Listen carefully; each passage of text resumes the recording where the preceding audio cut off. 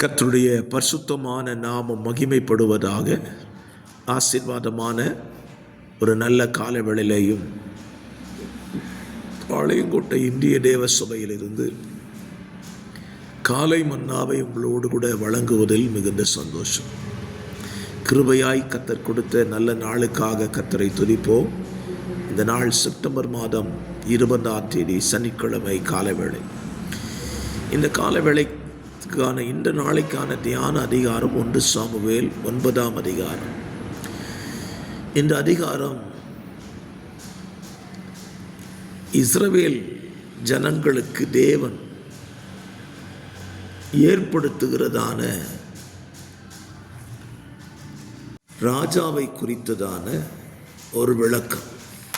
ஆண்டவர் எப்படி இஸ்ரவேல் ஜனங்களுக்கு ஒரு ராஜாவை ஏற்படுத்தினார் என்பதற்கான ஒரு விளக்கம்தான் 9ஆம் அதிகாரம். இந்த அதிகாரத்தில் நாம் கற்றுக்கொள்வதற்கு ஏராளமான சத்தியங்கள் இந்த அதிகாரத்தில் இருக்கிறது. இன்றைக்கு ஒரு சத்தியத்தை உங்களோடு கூட நான் பேசுகிறேன்.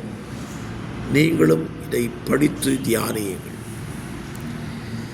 சவுலினுடைய தகப்பனுடைய கழுதைகள் காணாமல் போய் சவுலும் அவனுடைய வேலைக்காரனும் தகப்பனுடைய கழுதையை தேடி புறப்பட்டு வெகு தூரம் அலைந்தும் கழுதைகள் அகப்படவில்லை.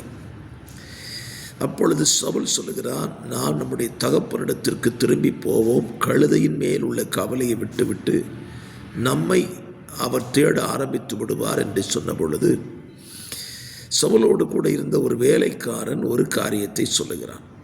அந்த அதிகாரத்தில் ஸ்தோத்திரம் 6ஆம் வசனத்தில் சொல்லுகிறான், இந்த பட்டணத்தில் ஒரு தேவ மனுஷன் இருக்கிறான், அவர் பெரியவர், அவர் சொல்லுகிறதெல்லாம் நடக்கும், அங்கே போவோம், நாம் போக வேண்டிய வழிகளை அவர் நமக்கு தெரிவிப்பார் என்றார். ஒரு நல்ல ஆலோசனை சொல்லுகிறான். தேவ ஊழியக்காரன்கிட்ட போய் ஆலோசனை பெறணும்னு சொல்லி இந்த வேலைக்காரன் சொல்லுகிறான். இந்த வசனத்தில் நாம் ஒரு காரியத்தை கற்றுக்கொள்ளலாம். நம்முடைய வாழ்க்கையில் வருகிற பிரச்சனைகளுக்கு நாம் ஆலோசனை கேட்பது வேண்டியது தேவ ஊழியரிடத்தில். இன்றைக்கி நம்ம வாழ்க்கையில் வருகிற பிரச்சனைகளுக்கெல்லாம் மனுஷன்ட்டு ஆலோசனை கேட்குறோம். தேவ ஊழியரிடத்திலோ தேவனிடத்திலோ ஆலோசனை கேட்க பின்தங்குகிறோம். சவுலின் வேலைக்காரன் நமக்கு ஒரு பாடம் சொல்லி கொடுக்கிறான். நாம் தேவ ஊழியக்காரனிடத்தில் போவோம், அவர் நமக்கு தேவ ஆலோசனை சொல்லுவார் என்று சொல்லுகிறார். இரண்டாவதாக சவுலை குறித்த ஒரு நல்ல பாடம் பாருங்க. சவுல் சொல்லுகிறான், நல்லது, ஊழியக்காரனை தேவ மனுஷனை சந்திக்க போகலாம், ஆனால் அவரை சந்திக்க போகும்போது அவருக்கென்று கொடுப்பதற்கு நம்மிடத்தில் ஒன்றும் இல்லையே என்று கேட்கிறான். தின்பண்டமும் இல்லை, அடுத்த வசனத்தில் காணிக்கையும் நம்மகிட்ட இல்லைங்கிறான். இந்த சத்தியம் நீங்கள் புரிஞ்சுக்கிட்டீங்கன்னா, ஒரு தேவ மனிதனை, ஒரு தேவ ஊழியனை சந்திக்க போகிறீர்கள் என்றால் வெறும் கையோடு போகக்கூடாது என்பது சவுலின் கூற்று. ஏன் நம்முடைய ஆண்டவரும் என்ன சொல்லியிருக்கிறார்?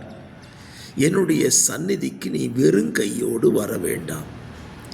தேவ சந்நிதிக்கு வந்தாலும் வெறுங்கையோடு வரக்கூடாது. தேவ ஊழியரை சந்திக்க போகிறதாலும் இருந்தாலும் வெறுங்கையோடு போகக்கூடாது என்று சொல்லி வேதம் சொல்லுகிறது. பலரும் இந்த விஷயத்தில் கடைபிடிக்கிறார்கள், பலர் இதை கண்டு கொள்வதே இல்லை. நான் உங்களுக்கு இந்த காலையிலே வசனத்தின் அடிப்படையில் சொல்லுவேன். தேவ சமூகத்துக்கு நீங்கள் வருகிறதா இருந்தாலும் சரி, தேவ ஊழியரை சந்திக்கிறதா இருந்தாலும் சரி, உங்கள் கையில் ஏதாவது ஒன்றை, காணிக்கையோ பொருட்களோ ஏதாவது ஒன்றை கொண்டு சென்று கொடுத்து பாருங்கள். அதன் மேன்மையே தனிதான். ஆண்டவர் சமூகத்துக்கு நம்ம காணிக்கையோடு வருவோமானால் அவர் நம்முடைய காணிக்கையை ஏற்றுக்கொண்டு நம்மை தான் ஆசீர்வதிக்கிறார். ஆகவே சவுலின் வேலைக்காரிடத்தில் இருந்ததான நல்ல சுபாவமும் நல்ல குணமும், சவுலிடத்தில் காணப்பட்ட நல்ல குணமும் நம்மிடத்திலும் காணப்படட்டும் என்று சொல்லி தேவனிடத்தில் ஜெபியுங்கள். பரிசுத்த பிதாவே, இந்த தியானம் எங்களுக்கு ஆசீர்வாதமாக இருக்கட்டும். இயேசுவின் நாமத்தில் பிதாவே, ஆமென்.